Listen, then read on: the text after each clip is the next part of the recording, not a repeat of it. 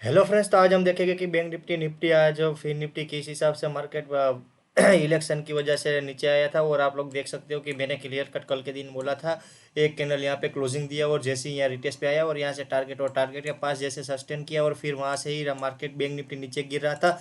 Same as Nifty में भी आप लोग देख सकते हो कि एक ही पहली कैंडल में मार्केट ने पूरा का पूरा मतलब कि 200 पॉइंट का मूवमेंट दे दिया था। तो कोई इसमें ट्रेड नहीं मिला था और बाकी तो इंट्राडे में एक ये ट्रेड भी मिला हुआ था और दूसरा ट्रेड यहाँ पर भी मिला हुआ था जो मैंने अपने ग्रुप में शेयर किया हुआ था। फिर निफ्टी में भी देख सकते हो कि यहाँ से मतलब मार्केट ने कैंडल क्लोजिंग दिया और जैसे रिटेस्ट के नजीक आया और यहाँ से मतलब कि उसमें भी 300 पॉइंट का अच्छा खासा टारगेट मिला था। फिर टारगेट के पास की लाइन से ही मार्केट यहाँ ही सस्टेन किया और फिर वहाँ से मस्त फॉल दिया हुआ था। अब हम देखते हैं कि कल के दिन मार्केट के लिए कौन से लेवल इंपॉर्टेंट वाले होने वाले हैं। कल के लिए भी मार्केट के लिए बड़ी ही रेंज निकल के आई है, फिर भी मैं एनालिसिस करके दे रहा हूँ। मार्केट का क्लोजिंग हुआ है 21,990 के पास। अगर मार्केट यहीं कहीं 22,700 के पास मिलता है तो यहाँ से हम पुट ट्राई करेंगे। 25 पॉइंट का स्टॉप लॉस रखेंगे। 22,230 का पहला टारगेट और 21,700 का दूसरा टारगेट रहेगा। और 21,700 के पास से हम कॉल ट्राई करेंगे। 30 पॉइंट का स्टॉप लॉस रखेंगे। 22,230 का पहला टारगेट, 22,700 का दूसरा टारगेट रहेगा। अगर मार्केट 21,700 को ब्रेक डाउन देता है और फिर रिटेस्ट करने के लिए आता है तो 21,700 से हम पुट ट्राई करेंगे और इसमें पहला टारगेट रखेंगे 21,290 का और दूसरा टारगेट रखेंगे 20,898 का और 30 पॉइंट का स्टॉप लॉस रखेंगे। तो इस हिसाब से हम पुट साइड ट्राई करेंगे। और मार्केट अगर 22,745 को ब्रेकआउट देता है और सस्टेन करता है और फिर जब रिटेस्ट पे आता है तो यहाँ से हम कॉल ट्राई करेंगे। 23,145 का पहला टारगेट और 23,550 का दूसरा टारगेट रहेगा। तो इस हिसाब से हम निफ्टी में काम कर सकते हैं। फिर हम देखते हैं कि बैंक निफ्टी का क्लोजिंग हुआ है 47,200 के पास। मार्केट यहीं कहीं ओपन होता है और मार्केट 46,970 के पास आता है तो यहाँ से हम कॉल ट्राई करेंगे। 48,250 का पहला टारगेट रहेगा और 49,600 का दूसरा टारगेट रहेगा।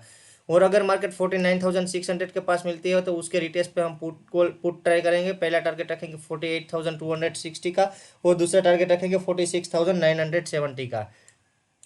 अगर मार्केट 46,970 को ब्रेक डाउन देता है और पहले 5 मिनट की कैंडल 5 मिनट की कैंडल को क्लोजिंग देता है और फिर जब 46,970 को रिटेस्ट करने के लिए आता है तो यहाँ से हम पुट ट्राई करेंगे। 45,890 का पहला टारगेट और 45,000 का दूसरा टारगेट रहेगा और फिर 60 पॉइंट का ही स्टॉप लॉस रखेंगे। और मार्केट अगर 49,600 को ब्रेकआउट देता है और एक 5 मिनट की कैंडल उसके नीचे क्लोजिंग देता है और फिर जब रिटेस्ट पे आता है तो 50,500 का पहला टारगेट और 51,500 का दूसरा टारगेट बैंक निफ्टी के लिए हम कंसीडर कर सकते हैं। लास्ट में हम देखते हैं कि फिन निफ्टी के लिए हमारे लिए कौन से लेवल इंपॉर्टेंट होने वाला है।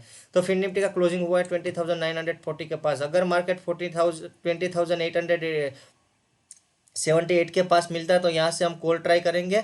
अगर इसके ऊपर खुलता है और 5 मिनट की एक कैंडल इस हिसाब से क्लोजिंग देता है और फिर यहाँ रिटेस्ट पे आती है यानी कि 20,878 के पास तो यहाँ से कॉल ट्राई करेंगे। 21,995 का टारगेट रखेंगे और 25 पॉइंट से 30 पॉइंट का टारगेट रखेंगे। अगर मार्केट यहाँ 22,000 के पास आता है तो यहाँ से हम पुट ट्राई करेंगे और 30 पॉइंट का स्टॉप लॉस रखेंगे और 20,880 का टारगेट रखेंगे। अगर मार्केट 20,880 को ब्रेक डाउन देता है और एक 5 मिनट की कैंडल इसके नीचे सस्टेन करता है और फिर रिटेस्ट पे आता है तो यहाँ से हम पुट ट्राई करेंगे। 20,464 का पहला टारगेट और 20,550 का दूसरा टारगेट रहेगा और 25 पॉइंट का स्टॉप लॉस रहेगा। अगर मार्केट 22,000 को ब्रेकआउट देता है और एक 5 मिनट की कैंडल क्लोजिंग देता है और फिर 22,000 को रिटेस्ट पे आता है तो हम 30 पॉइंट के स्टॉप लॉस के साथ 22,400 का पहला टारगेट रखेंगे।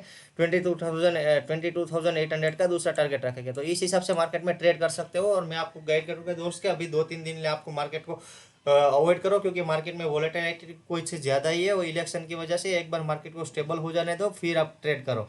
और ऐसे ही मैं लाइव अपडेट भी अपनी फ्री टेलीग्राम चैनल में देता रहता हूँ जिसकी लिंक डिस्क्रिप्शन में है। वीडियो को आप लाइक करना और वीडियो को ज़्यादा से ज़्यादा शेयर करो तो इन लोगों को पहुँचे और यूट्यूब चैनल को सब्सक्राइब करना मत भूलना। Thank you so much.